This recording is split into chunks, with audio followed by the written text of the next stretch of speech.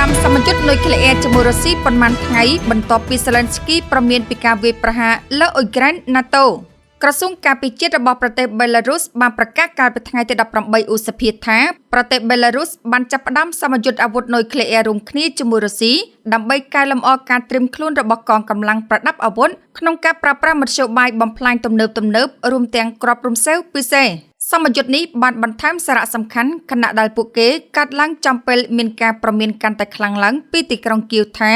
រុស្ស៊ីកំពុងព្យាយាមទាក់ទាញប្រទេសបេឡារុសឲ្យកាន់តែជ្រៅទៅក្នុងសង្គ្រាមរបស់ខ្លួនប្រឆាំងនឹងអ៊ុយក្រែនខណៈពេលដែលការពង្រីកហេដ្ឋារចនាសម្ព័ន្ធយោធាដែលអាចគាំទ្រដល់ប្រតិបត្តិការរុស្ស៊ីនាពេលអនាគតប្រឆាំងនឹងអ៊ុយក្រែនឬផ្នែកខាងកើតរបស់អង្គការ NATO ក្រសួងបាននិយាយថាលក្ខណៈសំខាន់នៃសមយុទ្ធនេះនឹងត្រូវសាកល្បងសមត្ថភាពយោធាដើម្បីធ្វើប្រតិបត្តិការប្រយុទ្ធពីទីតាំងមិនបានគ្រោងទុកនៅទូទាំងប្រទេស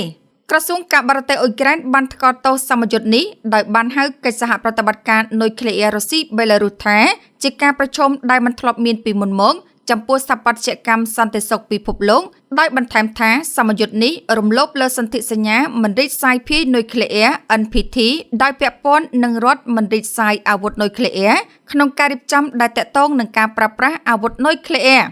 សេចក្តីថ្លែងការណ៍បានសរសេរថាការបង្វែរប្រទេសបេឡារុសទៅជាក្បាលស្ពាននុយក្លេអ៊ែររបស់ខ្លួននៅជិតព្រំដែន NATO វិមានក្រំឡាំងកំពុងធ្វើឲ្យស្របច្បាប់នៅការរីករាលដាលអាវុធនុយក្លេអ៊ែរនៅទូទាំងពិភពលោកប្រកបដោយប្រសិទ្ធភាព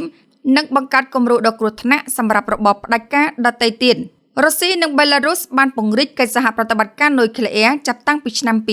2023នៅពេលដែលទីក្រុងម៉ូស្គូបានប្រកាសពីការដាក់ពង្រីកអាវុធនុយក្លេអ៊ែរយុទ្ធសាស្ត្រនៅក្នុងប្រទេសបេឡារុសប្រទេសទាំងពីរបានធ្វើសមយុទ្ធនុយក្លេអ៊ែររួមគ្នាក្នុងឆ្នាំ2024ខណៈពេលដែលរុស្ស៊ីត្រូវបានគេរាយការណ៍ថាបានប្រគល់ប្រព័ន្ធមីស៊ីលអូរ៉េនិកដែលមានសមត្ថភាពនុយក្លេអ៊ែររបស់ខ្លួនដល់ប្រទេសបេឡារុសនៅឆ្នាំ2025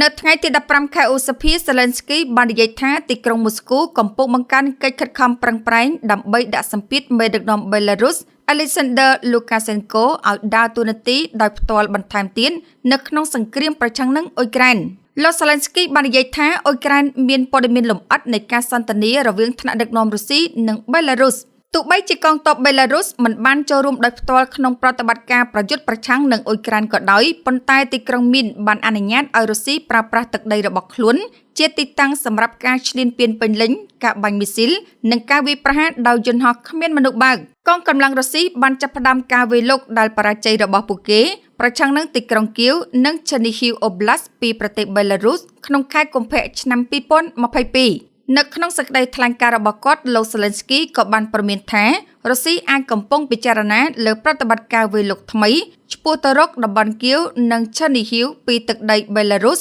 ក៏ដូចជាការគំរាមកំហែងដ៏មានសក្តានុពលប្រឆាំងនឹងរដ្ឋជិតខាង NATO